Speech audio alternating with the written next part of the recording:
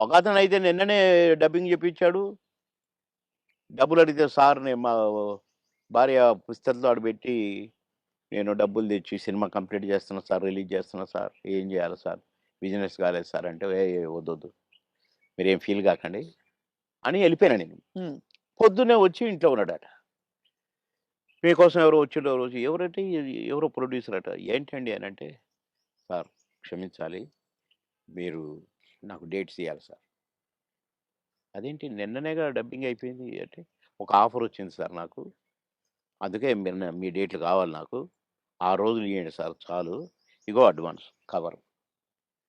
నిన్న నిన్న డబ్బులు అనొచ్చుగా. హ్మ్. అనలా.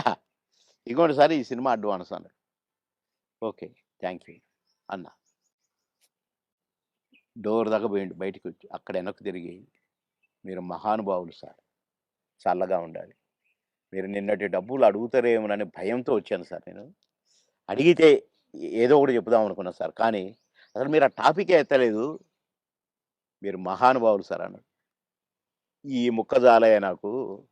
డబ్బులు కాదు. నువ్వు మళ్ళా సినిమా తీస్తానని వచ్చావు చూసావు. హ్మ్. నువ్వు ఒక మనిషి ఒక సినిమా తీస్తే రోజుకు 200, 300 మంది బతుకుతారండి. అవును. అంతే గదా! ఇప్పుడు ఒక 100, 200 మంది జూనియర్ ఆర్టిస్టులు బతుకుతారు.